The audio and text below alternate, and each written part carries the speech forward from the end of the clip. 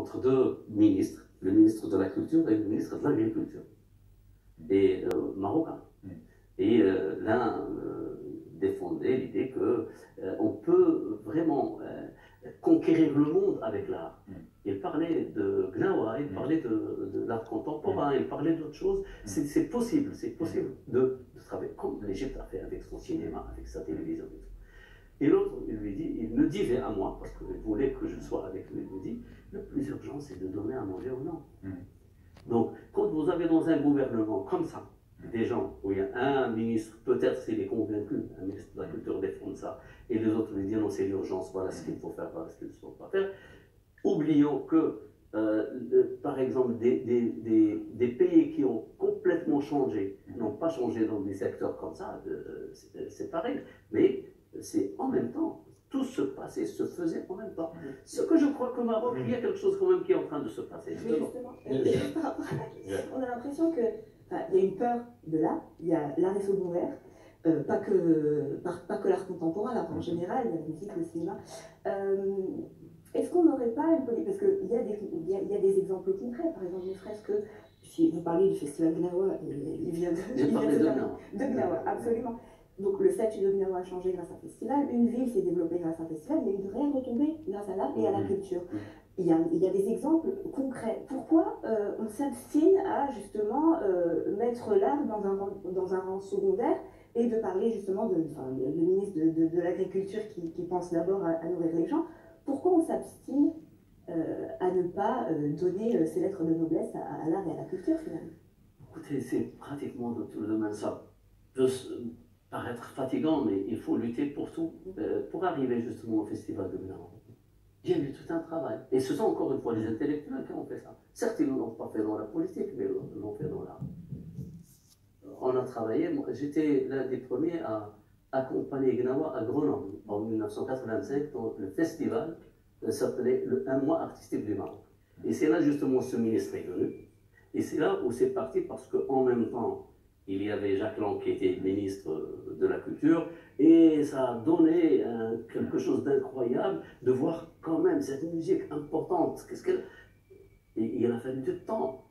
Après, il y a eu un grand colloque au Maroc sur la culture populaire en 81. J'étais jeune, mais j'ai participé à ce colloque. Où on a parlé de culture populaire. Donc c'est vrai qu'aujourd'hui, ça a été récupéré, que chacun fasse ce qu'il veut. Tant mieux, si c'est bien, parce que d'autres choses ne sont pas bien du tout, mais bon. Mais l'essentiel, c'est que les intellectuels travaillent aussi pour ça, ce que les amis détestent, dans la culture populaire.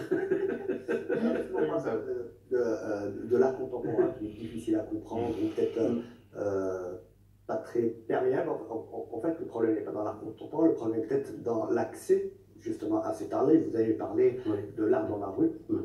Effectivement, il y a eu de la confrontation qu'on peut avoir avec l'art, avec les artistes. Berlin, dans tous les 20 mètres, il y a une expression.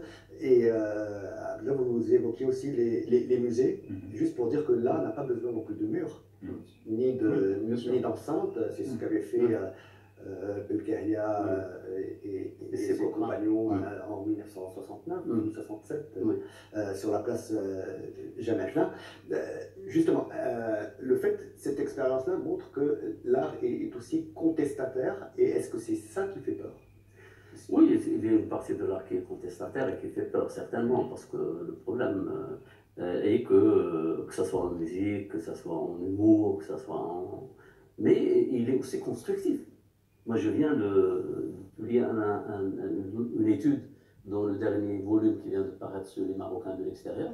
Et j'ai vu comment les jeunes des deuxième et troisième générations à l'extérieur, tout l'extérieur en général, ont pu reconstruire une autre identité. Ce que les intellectuels et les chercheurs n'ont pas réussi jusqu'à présent de faire, ils l'ont fait. C'est-à-dire, imaginez avec moi beurre, quand on dit beurre. C'est-à-dire, je ne suis pas français, je ne suis pas arabe, mais je suis beurre, je suis autre chose.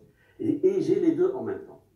Et ça a complètement décomplexé toute une population qui lui a permis d'abord de s'intégrer, de sentir qu'elle vit dans un lieu où elle est née. Elle ne veut pas laisser tomber ce lieu et ne pas vivre dans le refus de ce lieu. On peut dire la même chose, et des artistes marocains, du Maroc aussi, Oui, qui oui, sont oui. extrêmement créatifs, extrêmement Oui. ouverts, extrêmement brillants, parce que Certainement. le problème n'est pas chez les artistes, peut-être, Non, mais ailleurs. oui, certainement. C'est-à-dire que je parlais juste de l'art peut être contestataire, peut être craint, comme il peut être quelque chose de constructif, il faut voir. Et même la contestation, c'est bien, parce que la contestation, elle nous donne le signal d'alarme sur plein de choses. Et on a vu, bon, vous êtes venus tous les deux à l'exposition de l'Institut du monde arabe, vous avez vu combien c'est très très important de voir cette créativité marocaine. Mais quand même, la rue, c'est bien tourné. Et institutionnaliser les choses aussi, c'est important. Parce que dans un musée, on fait venir les enfants des écoles, on travaille avec les enfants. Et puis, bon, nous avons un seul musée. D'art contemporain, parce qu'il y a les autres musées. Les autres musées, c'est pas assez. À Casablanca, il n'y a pas de musée. Casablanca, c'est quand même une bonne partie du Maroc. Sur les 60% de Marocains qui vivent entre Kenitra et Jadida, on a un musée. Quand même. Donc, il faut institutionnaliser, il faut travailler avec les écoles. C'est ça, justement, si on a envie que les gens ne craignent plus l'art et adhèrent à l'art. À propos de Casablanca, vous avez écrit un livre sur méditation sur Casablanca. Je vous transmets la question qui vous est posée par un écrivain, par un romancier, Akrim Jouedé Lassu, que vous avez là, à ce plateau, on le salue au passage, et il m'a demandé de vous poser cette question. Est-ce que Casablanca est encore récupérable? Moi, je vais renvoyer la question à monsieur le vice-président de Casa Mémoire, qui est mais oui, mais moi, justement, effectivement, j'ai beaucoup travaillé sur Casablanca. Le dernier article qui est sorti là sur Zaman, c'est sur Casablanca, du temps du protectorat et comment il s'est construit. Et quand je vois ce qui se passe aujourd'hui à Casablanca, on est en train de travailler, d'essayer de travailler Casablanca, de lui donner un autre visage, un autre aspect. Et quand je vois la société civile qui travaille, je dis qu'il y a de l'espoir. Mais quand je sors marcher, je vois comment toute une population de gens qui ont besoin de vivre aussi, ont pris possession de la ville. Comment ils ont transformé les trottoirs, comment ils ont transformé les espaces, comment ils ont transformé les immeubles de l'intérieur. Parce que des fois, les militants des associations pour la défense du patrimoine travaillent, mais ils ne peuvent agir que sur l'extérieur. Ce qui se passe à l'intérieur, je dis, je ne sais pas. Je reste un peu parce que j'avais... Quand vous le dites, voilà, j'ai écrit en 85 ce texte dont il parle. Dans le bon sens ou dans le mauvais sens, quand vous dites ce que vous font les citoyens? C'est moche ou ce ne sont pas des citoyens. Ah. C'est des gens qui sont de passage. C'est-à-dire les gens qui viennent s'installer à Casa, souvent c'est des gens de passage, c'est-à-dire les marchands ambulants, c'est-à-dire un certain nombre de gens qui sont là, qui prennent possession pour vous dire, très simplement, ils ont commencé d'abord par passer, puis ils se sont installés.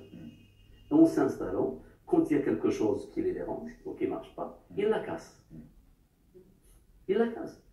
Par exemple, très simple, il a planté sa petite charrette de poisson, il a envie d'avoir un parasol, ça ne tient pas, il fait un trou dans le trottoir, fraîchement refait le trottoir. Il casse le trottoir, il casse la chaussée. Et il s'installe aussi parce qu'ils n'ont pas où aller, ils mangent sur place. Ils font leurs ablutions aussi sur le trottoir. Et ils prient, ils improvisent des mosquées qui se sont installées. Là, je parle comme je résume ça, je parle d'un quartier des plus touchés, c'est celui de Mersultan, autour de l'immeuble Maréchal Anzir, où tout ça se passe en même temps. Alors, qu'est-ce qu'il faut faire? On voit très bien qu'il faut une décision politique. Mais quand j'ai une décision politique, ce sont les responsables de la ville. Les responsables actuels, je crois qu'ils appartiennent à la population. Parce que c'est lié. C'est lié. Il y a une certaine idéologie qui n'est pas l'idéologie de la ville. On a parlé de la ville au début. La philosophie, c'est la fille de la ville. La politique aussi. Parce que police et politique, ça vient de là. Donc toute une population déplacée a son équivalent en politique. Ils sont arrivés à avoir aussi des représentants et même des mairies.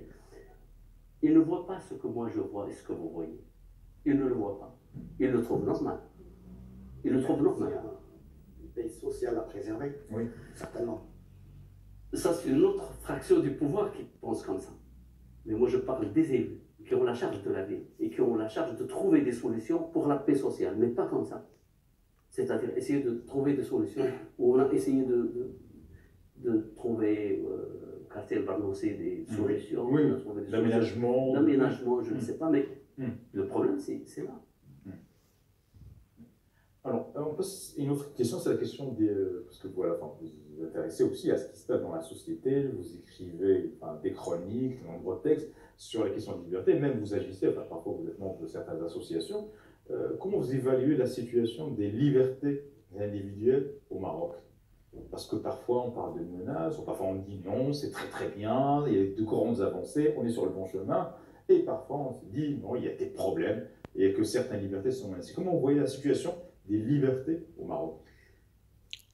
Aujourd'hui, comme je suis là en tant qu'observateur et non pas en tant que militant, c'est bien que je sois dans cette position pour essayer d'évaluer un peu. C'est vrai que généralement, on s'insurge quand il y a une aberration et on essaie de la généraliser. C'est vrai. Mais des fois aussi, on se trouve devant des situations déprimantes. On se dit, ça y est, on ne peut plus régler ces problèmes. C'est endémique, c'est dans la société elle-même. Puisque quand on parle de liberté individuelle, la censure, la répression n'est pas que de l'État, n'est pas que la matraque de l'État, mais elle est sociale aussi. Elle est sociale. Et justement, ce qui justifie la répression des fois de l'État, c'est le peuple qui fait ça. C'est ça le problème.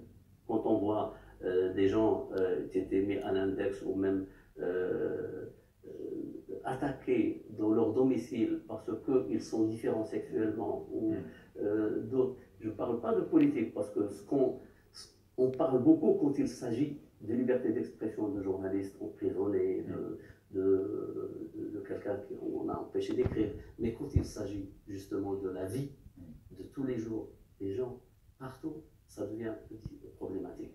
Où nous avons la société et le pouvoir de l'État qui deviennent alliés pour justement arrêter ou réduire cette marge de liberté. Et ça, on connaît dans l'histoire. On a vu des lynchages publics,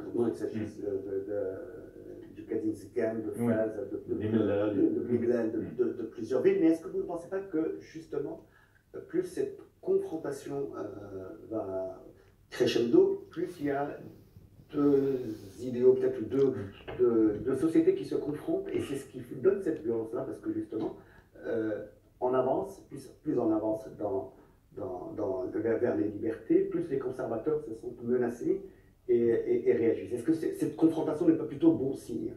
Non, de toute façon, je l'ai dit tout à l'heure, c'est-à-dire qu'on vit une crise de transition ensemble, mais transiter vers où, je ne sais pas, c'est ça, je ne peux pas le dire, mais on est en transition, et cette transition, justement, pose ce genre de problème, et c'est pas non. Moi, je vais vous donner un exemple, je me réfugie dans l'histoire. Quand il y a eu la bataille, les grandes batailles en Andalousie, las Navas de Tolosa, et où les Marocains, les armées marocaines ont essuyé une défaite historique.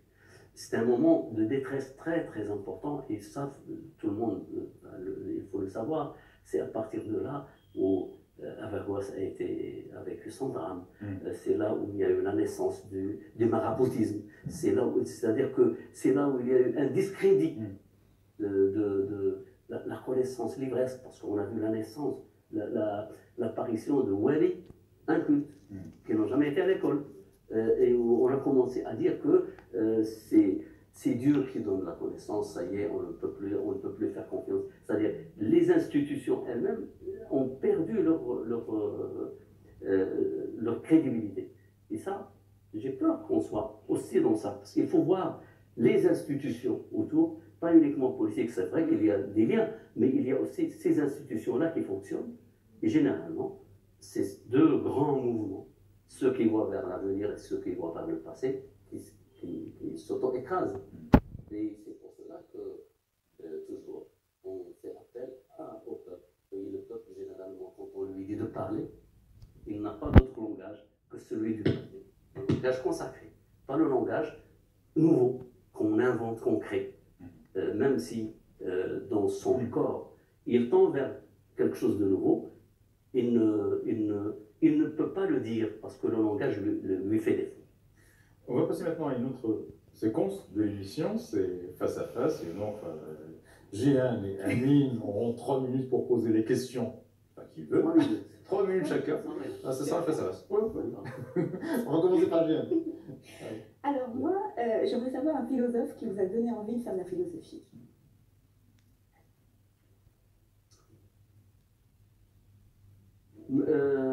Déjà très jeune au lycée, j'étais marxiste. Donc j'ai étudié l'idéologie marxiste.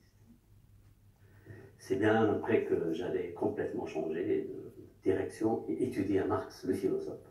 Mais celui qui répondait plus à ma rage intérieure de lycéen, d'adolescent, où se mélangent les envies, les inhibitions, les problèmes de puberté sexuelle, tout ça. Et tout ça, ça se traduit par une révolte. C'était Nietzsche. Et Nietzsche que je n'avais pas lu. J'avais lu dans un texte, un livre qui n'avait même pas de couverture, parce qu'avant, on lisait tout. On lisait même des papiers qu'on rencontrait sur le chemin. Parce qu'il n'y avait rien à lire comme aujourd'hui. Et c'est là où j'ai lu de Nietzsche, j'ai lu quelque chose sur Nietzsche, et le premier livre que j'ai acheté, c'est Ainsi parlait Zarathustra. Et en fait, pourquoi je voulais avoir ça? Parce que en même temps, j'écrivais. Et je voulais, quand j'ai eu mon bac, je suis allé à la fac pour faire psychologie, pour comprendre ce que j'écrivais. Mais tout de suite après, c'est passé, c'est devenu de la philosophie pure et dure. Et je me suis retrouvé en train d'étudier éthique, esthétique et politique, donc c'est autre chose, ça n'a rien à voir. Un livre qui vous poursuit encore aujourd'hui, pas forcément philosophique, ça peut être une fiction. Un livre qui vous poursuit aujourd'hui encore. Ça y est, je n'ai plus d'idole. Ah. Je n'ai plus d'idole, ça y est. C'est-à-dire que je lis avec plaisir des textes, je confronte mes idées avec d'autres textes, mais non, je n'ai pas.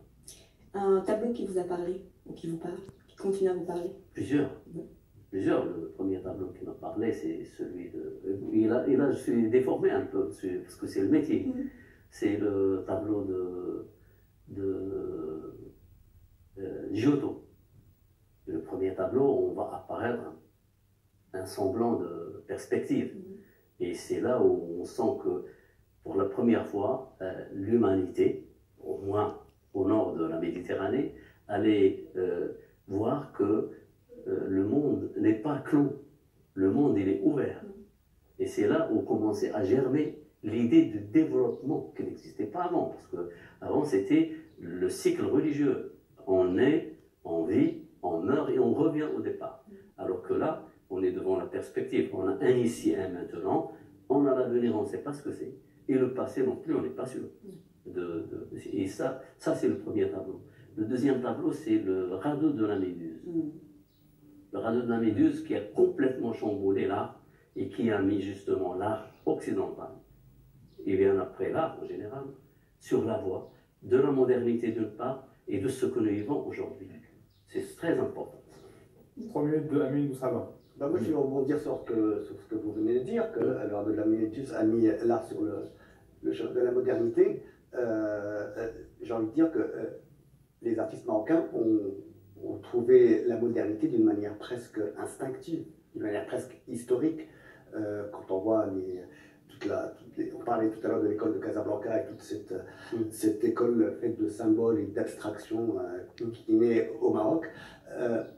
Est-ce que vous avez l'impression que ces pionniers ont fait école aujourd'hui? Est-ce que vous pensez que la relève a été suffisamment assurée? On fait école, d'abord, il faut me demander est-ce qu'ils ont fait école en Afrique ou dans le monde arabe, et dans le monde arabe, et surtout dans ce qu'on appelait à l'époque, c'était là, l'Afrique et l'Amérique latine. Oui, parce que on était devant plusieurs profils de cette école. Chebra qui était intellectuel, il parlait, il essayait de lutter pour faire connaître l'art. On avait le Melihi, le vrai penseur de l'art. Le vrai penseur parce que le premier qui a pensé l'art et qui le réfléchit et qui allait très très loin, qui allait aux abords de ce qui existe aujourd'hui. Et Belkacem qui instinctivement faisait son travail justement pour essayer de complètement revoir l'idée de l'art, sans renier l'art occidental, sans embrasser complètement l'art arabe, musulman, comme on dit. Il a installé une théorie. Oui, aujourd'hui, quand je vois les jeunes de l'art contemporain, je vois qu'ils vont dans ce sens, de Belkacem justement. Il y a eu une espèce de rupture peut-être entre les années 90 et aujourd'hui. Justement, ces pionniers dont vous parlez ont aussi succombé aux sirènes du panarabisme. Oui. Et si vous l'avez bien vu, Belkacem n'a jamais succombé. Oui. C'est clair. Et puis, Melihi était très intelligent parce qu'il a gardé tout son travail en rajoutant de temps en temps quelques calligraphies. Mais il n'a jamais abandonné son identité visuelle. Il est resté le même. Et c'est ça ce qui est important, ce qui a laissé. Alors que les autres sont vite tombés justement dans le suivisme de l'école irakienne, de Hassan Shakir al-Saïd, de l'unidimension de la calligraphie. Et c'était le panarabisme qui, en principe, a produit un nombre incalculable de calligraphes et qui est en partie partenaire de l'islamisme qu'on a vu par la suite.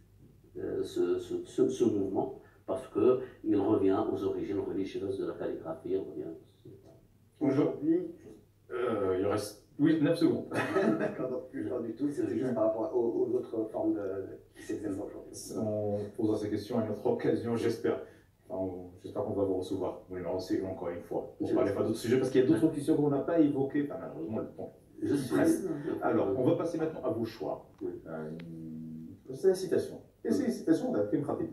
Car l'originalité asala dont on nous intoxique est encore un poison de la théologie qui est une habile, si habile, dérobeuse des esprits enchantés par la croyance. C'est dans penser autre. C'est important. Pourquoi le choix? D'abord, pour parler choisir cette occasion pour parler d'Abdel Khatibi 10 ans après sa mort. Grand sociologue, grand écrivain. Penseur, moi je crois, parce que c'était l'un des penseurs qui était dans le groupe des grands penseurs français des années 80 à 90, Derrida, Althusser et le groupe qui a révolu ce qu'on appelle aujourd'hui en Amérique French Theory. On travaille avec ça. Et ensuite, parce que je crois qu'aujourd'hui, si on n'a pas écouté en 1980, 1970, parce qu'il a sorti La mémoire tatouée, La blessure du nom propre déjà en 70, je crois qu'aujourd'hui, puisque on voit le fiasco de la pensée panarabe et de la pensée religieuse dont il parle, je crois que les oreilles sont disponibles pour écouter cette voix, pour écouter justement ce genre de choses, parce que il m'a été très difficile de trouver une phrase qui résume tout. Et ça, c'est lui. C'est-à-dire qu'il n'est pas écrivain de slogan. Donc on ne tombe pas sur une phrase slogan. Ça n'existe pas. C'est toujours un travail. Et d'ailleurs même l'originalité. Alors que quelqu'un aurait dit l'originalité ou l'authenticité, autre chose. Mais lui, parce qu'il veut renvoyer qu'il y a un souci maladif de l'origine. C'est ça, justement, qui rejoint la théologie et qui est grave pour les esprits. Et que beaucoup de gens ne connaissent pas. C'est-à-dire, paradoxalement, son livre qui a été le plus qu'on ait médiatisé, c'était sur les partis politiques au Maroc. C'est un tout petit livre, alors qu'il y a toute une œuvre une œuvre qu'il faut essayer de reprendre parce qu'aujourd'hui on en a besoin. Deuxième choix, c'est une photo, c'est deux photos, c'est l'opinion et l'opinion opposée. Alors pourquoi ce choix bizarre? C'est une caricature, ça c'est un jeune, il est dentiste, puis il s'est converti à la psychologie. Et il est caricaturiste, c'est un Égyptien qui vit, je crois, dans les pays du Golfe. Et moi, j'ai l'habitude de voir ces caricatures et que je rassemble pour peut-être un travail par la suite. Mais là, j'ai trouvé que ça résume exactement ce qui se passe dans les réseaux sociaux. C'est-à-dire que tout le travail est fait sous forme de pensée fermée, qu'on lance, et qui, dès qu'elle engage un certain nombre de gens, on est derrière, comme derrière une religion, et dès qu'il y a quelqu'un qui veut pointer une pensée critique, on les tombe dessus. Avec le marteau. Ah oui, le marteau, il faut le voir comment il est. Merci beaucoup, Moulim Al-Roussi. On vous. arrive à la fin de cette émission. Je rappelle que vous êtes philosophe et écrivain. Merci beaucoup d'être notre invité de ce soir. Merci beaucoup à mes deux camarades, collègues. Merci à toi. Jehan Bougrine du quotidien Les Aspirations Éco, Amin Boushaba, journaliste au quotidien L'Économiste. Merci à vous, chers téléspectateurs, et à la semaine prochaine. Merci.